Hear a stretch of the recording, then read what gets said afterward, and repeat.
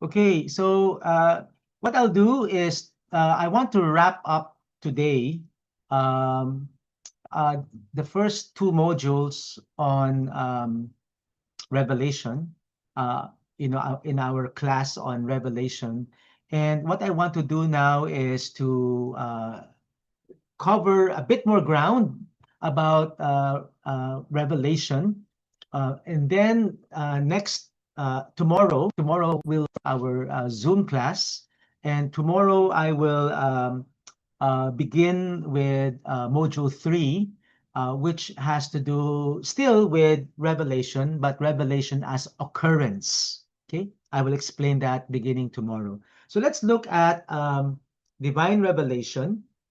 And here I want to review with you a few ways of describing divine revelation. Okay, we've encountered these words before, but let's put them together. Okay, let's describe divine revelation. So the first thing we can say is that divine revelation is one. Okay, there's only one divine revelation.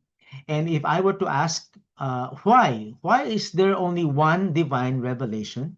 Well, the simple answer is because there's only one God, no? And when we talk about divine revelation, it is this God who is one revealing himself to humanity, no? So there can only be one divine revelation, okay? Because the source, okay, the simple answer is the source is one, okay? Who is the one revealing? It's God, and God is one, no? So we only have one divine revelation. We also say that divine revelation is progressive, no? And when we use this word in reference to divine revelation, we mean that divine revelation unfolds in stages, slowly, over time, no? Divine revelation takes place in time, okay? It occurs in history. Why? Because who is God revealing himself to? It's us, okay? Human beings. And we exist in time. So the only way for God to reveal himself is to reveal himself in time, okay? Not out of time, but in time. So God, who is eternal, enters time when he reveals himself to us, no? And he reveals it in stages, gradually, uh, like what I described before, that it's as if the human race is a child. This is the logic of education, no? Or the logic of pedagogy, what we would say, where teaching a child must be done in stages. You don't jump to a very complex mathematical topic when you haven't even begun with your addition and subtraction, no? So you build one thing on top of another in terms of giving knowledge to someone, no? So divine revelation is progressive. So it should not surprise us that divine revelation in the Old Testament is of an earlier stage. And therefore, the revelation we get here there in the Old Testament is less clear. You might even call it a more primitive revelation. No, no pejorative meaning to that. No, but it's in its early stages, and it's not clear. It's not complete. And but then as we move to the New Testament, that's where we have uh, the the completeness of revelation. No, okay. So progressive. Another word that we use is it is necessary, no? And this should be a review by now. It's not necessary for God, okay? If you say that it is necessary for God to reveal himself, then you are endangering the divine freedom. Meaning to say, you are saying God is not free. He has to reveal himself, no? But that's not true. Revelation is a gift, no? So but it is necessary for us, okay? And the one word that we use, uh, necessary for what? For our salvation, okay? Okay, and then we say that divine revelation is perceptible, okay? And what this word simply means is that we can recognize it, okay? We can perceive it. we can perceive it in our mind that this is God revealing himself. No? Let me give an example. One dramatic moment of divine revelation in the Old Testament was in Exodus chapter 3 with the burning bush. No? uh, God wanted to call Moses' attention. So what does he do? He causes this bush. There are many bushes in the desert, no? But when Moses looked at this bush, he saw that it was burning, and he thought, oh, it's an ordinary burning bush. But the closer he looked, the more he realized that this was not an ordinary burning bush because it was not being consumed by the fire. So it piqued his interest, his curiosity, and he began to get closer and closer. And then it spoke. You know? The voice said, "I am the God of Abraham, Isaac, and Jacob," and so on. So God spoke in a way, or God revealed himself in a way that is perceptible to our senses. Moses could see the burning bush, he could hear the voice, and he could recognize that this is God speaking. No? So divine revelation has to be perceptible. Otherwise, how would we receive it? Okay, how would we receive it? Um, so we need to be able to recognize it as such, no? With our mind, through our senses. Another way to describe divine revelation is that it can be understood. Okay, it would be pointless for God to say something to us knowing that we will not understand it. What's the point? No, that would be cruel. uh, or it would be a waste of time for God, no? But God speaks to us, God reveals himself, uh, knowing that his words can be understood, no? And that's why somebody like Louis Bouyer, he's in one of our notes, no? He's a French theologian. Bouyer would say that uh, God did not speak in divine words, heavenly words, he spoke in human words. Why? Because only human words can be understood by human beings. No? So um, divine revelation can be understood. Now, I even use the word can to say that the possibility of understanding it is there, but we cannot say, of course, that we fully understand it. No? So we cannot fully understand divine revelation, and it's a process of understanding it more and more with the help of the Holy Spirit. This is the role of theology. This is the role of our own intellect to understand revelation. This is the role of the magisterium to teach the meaning of revelation more authoritatively. No? Uh, so suffice it to say that revelation can be understood. In fact, it must be understood. Okay, otherwise it would be pointless, as I said. But we have to admit that we don't fully understand it. No, it's a process of growing in understanding. And then we also say that divine revelation can be articulated, meaning to say that we ourselves or the church can articulate, can express divine revelation in our own words so that we can transmit that revelation or pass on that revelation to others. No? So this is the role of parents, teaching their children how to pray or explaining God to their children.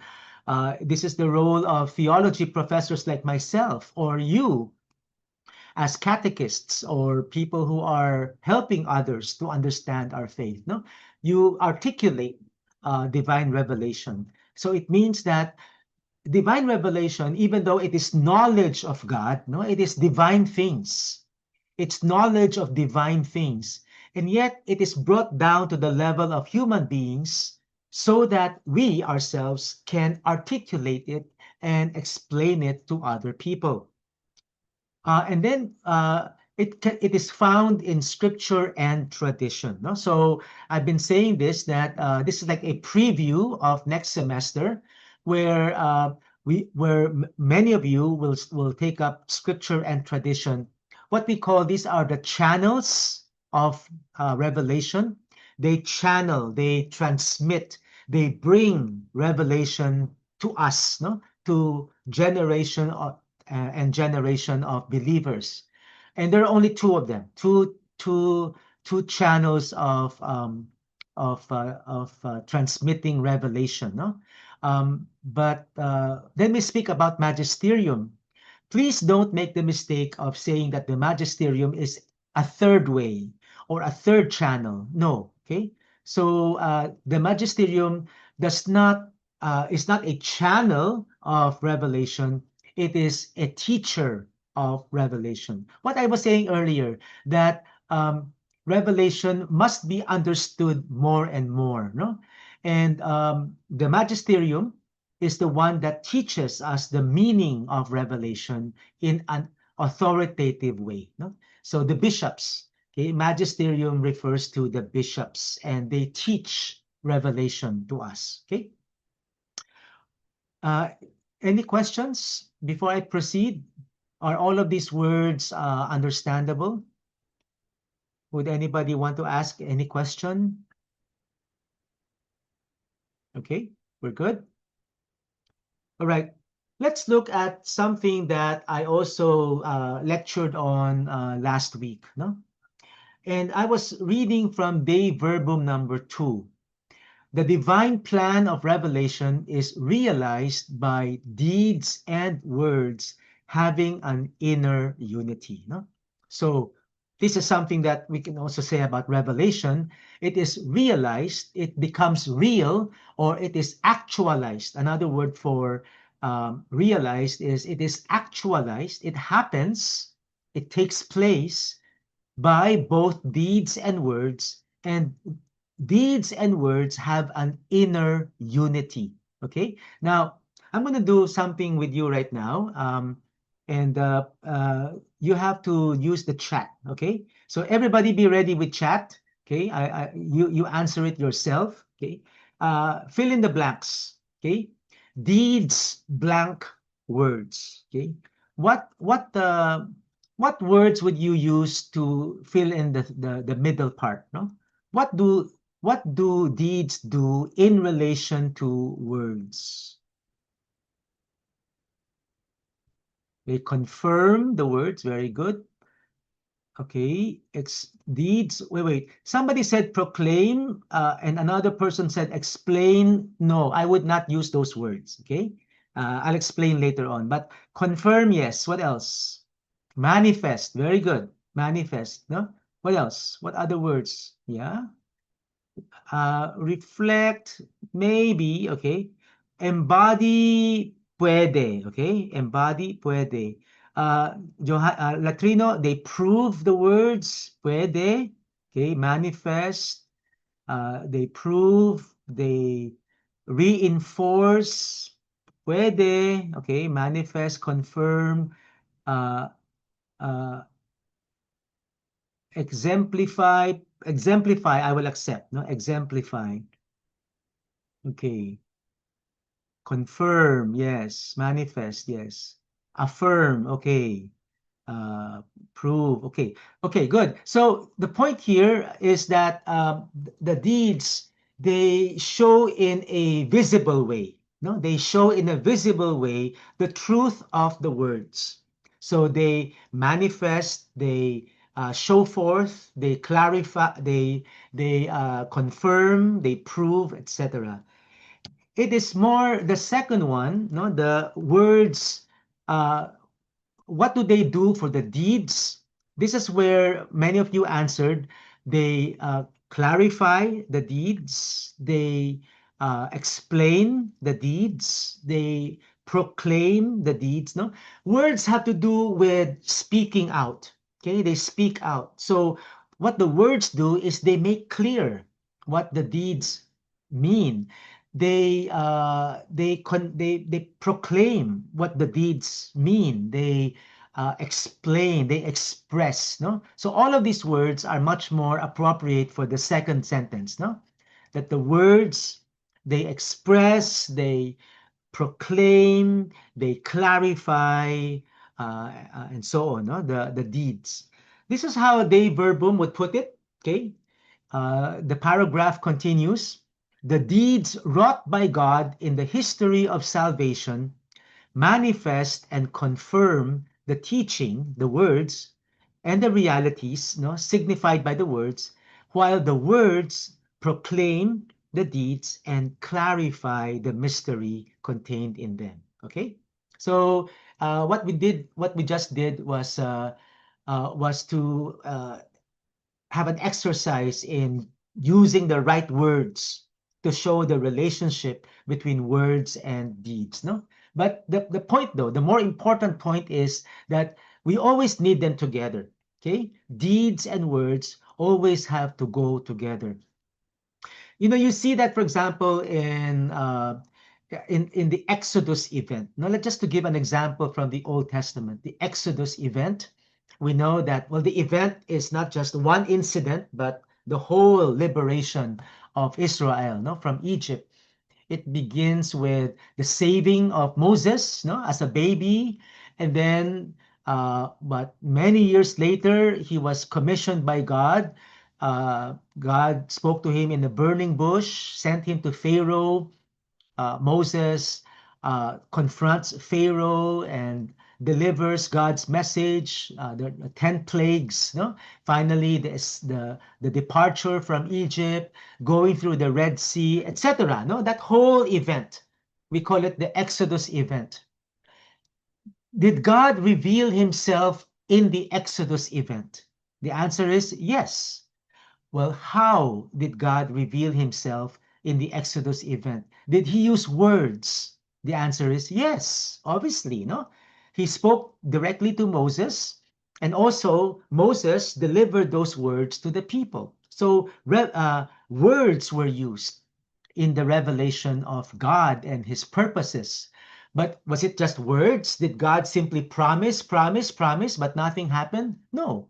In fact, the words are accompanied by deeds, powerful deeds, mighty actions of God, no? The plagues, the parting of the Red Sea, and the feeding of Israel with manna and quail and water and so on. These are the deeds of God that show that he really loves them, okay? So the words would be, I care for you, I love you, I will take care of you.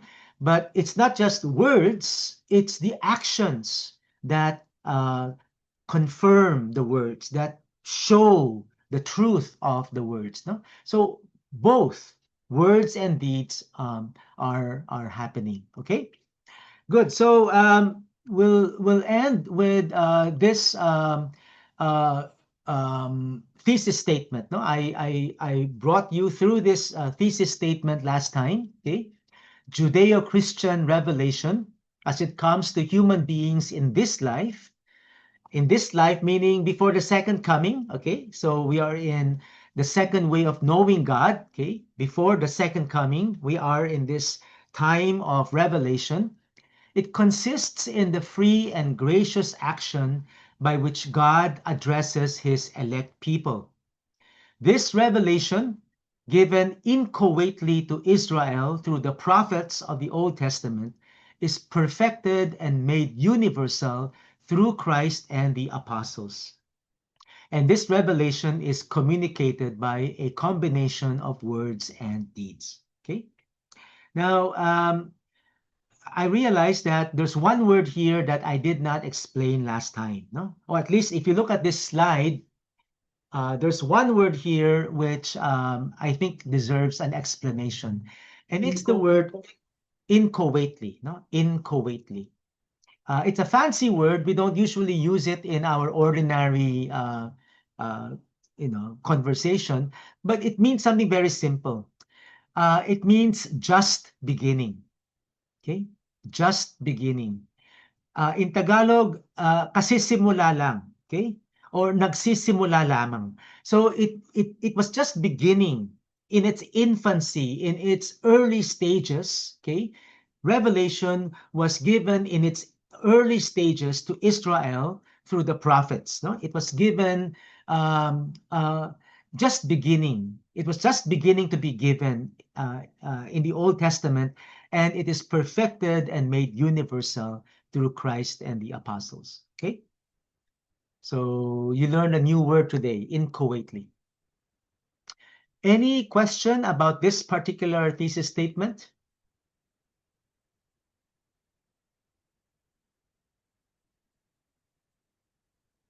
No, no question. Okay. All right, we have 5 minutes, and I will end with a quiz. Okay, so I prepared a quiz for you, and you take it individually. So this is my instructions. Get ready with a piece of paper and a pen, no, or a ball pen. You can also use your phone if you want. Okay, if you want to use your phone, your device to answer 10 questions. Okay, 10 simple questions. And this is not graded. Only you will know your score at the end. Okay, so I hope you get a high score. This is not a difficult quiz, no? But I hope you get a high score. If you get a low score, be worried, no? Because it means that it seems like you're not uh, understanding the things that I'm saying in this class. No, this is a review of our lessons. Okay, so uh, we will check. We will give the answers later on. You check it. You check your own answer, and you know your own score. Okay, but this is a way for you to know whether you are advancing in your understanding of Revelation. Okay, ready? Okay, 10 numbers. Okay, you can list down 1, 2, 3, 4, 5, etc. until 10 in your piece of paper. Okay, the first one. To speak of active revelation and objective revelation shows that there are two kinds of divine revelation. True or false?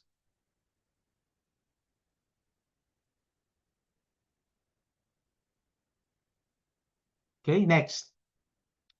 According to St. Thomas Aquinas, there are three ways by which God reveals himself. In short, there are three ways of revelation. True or false?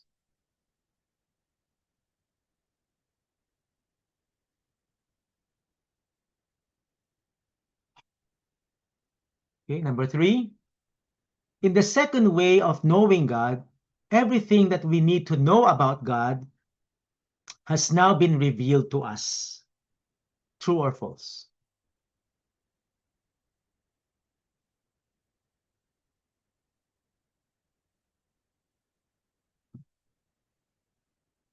Okay, number four. By mystery, we talk about mystery. We mean that something is so deep and beyond human understanding that we cannot know anything about it. True or false?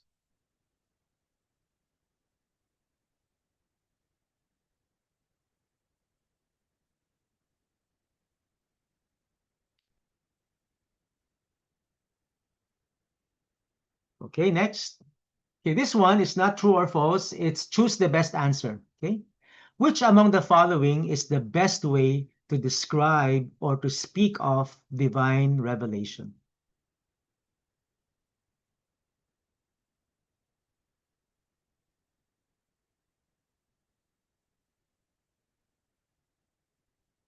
Okay, so answer A or B or D or C. Okay, next. Okay, all forms of divine revelation ceased with the death of the last apostle. True or false?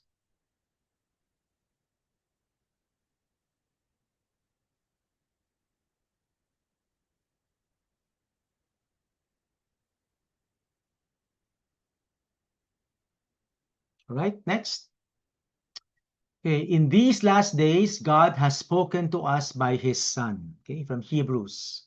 This verse tells us what? A, B, C, or D. Okay, choose the best answer.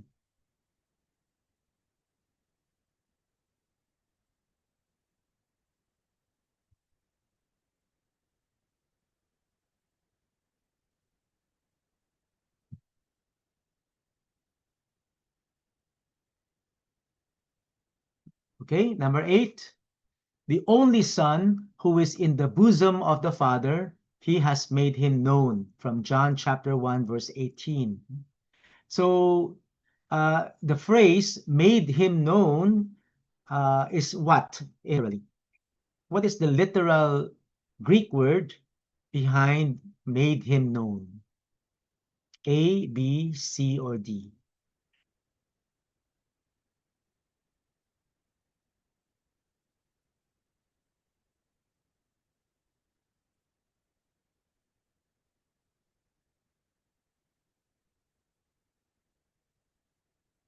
Okay, number 9.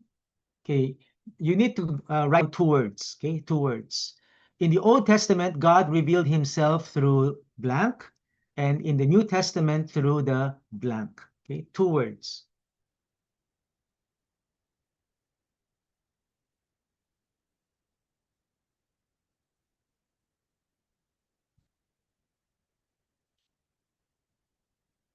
Okay, last question. The what of Revelation is its blank aspect, while the why believe, no? Why of Revelation is its blank aspect. Again, 2 words, okay? I'm looking for 2 specific words that I've explained to you before, okay?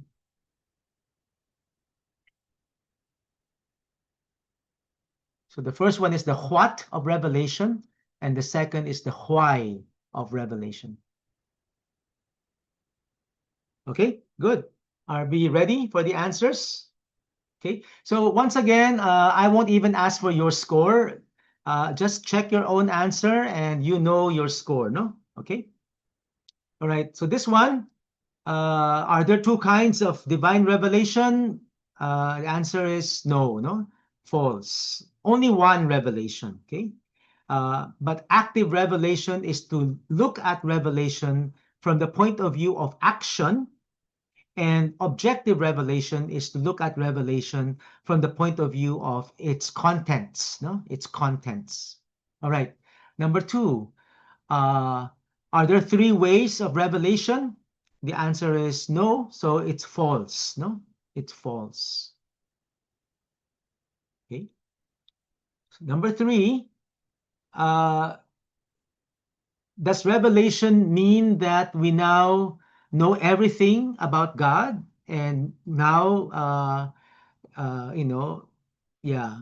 Is this statement true or false? Answer is false. No? Yeah, false. Okay, number 4. What does mystery mean? Is it something beyond, completely beyond our understanding? Answer is no, it's false. No? Mystery is something very deep, yes, but we can know something about it, no?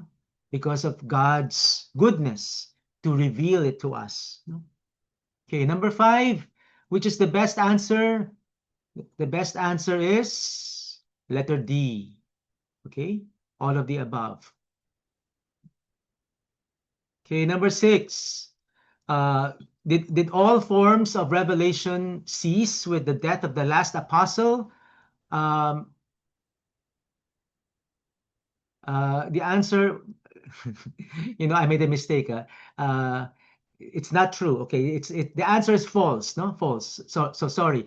The answer is false because what ceased with the death of the last apostle is public revelation. Okay, public revelation. But revelation continues to take place. But we call it private revelation. Okay, private revelation. So the answer is false. Okay, number 7. What's the best answer? The best answer is none of the above. Okay, none of the above. Number 8. What does make him known? Literally, what is it in Greek? And the answer is he exegeted the Father. Okay. To exegete a Bible passage is to bring out the meaning of the Bible passage. So Jesus brings out the meaning of the Father. Okay, he reveals the Father. Okay, number 9, the two words I think are very, I think all of you should get this, no? It's prophets in the Old Testament and apostles in the New Testament, okay? And number 10, maybe number 10 might be a little bit harder, okay? But number 10, the what of Revelation is the dogmatic aspect. The why of Revelation is its apologetical aspect, okay? Right now in our course, we are looking at the dogmatic aspect of Revelation. In module 4, okay, module 4 of our course, which is still like next month, then we will look at the apologetical aspect. Okay, good. So you can count your score and be happy if you get a high score. But like I said, if your score is not very high, then I think you need to work harder, no, in this course. Okay, so we're stopping here. See you tomorrow at 9 o'clock on Zoom again. Okay, let me just stop sharing here.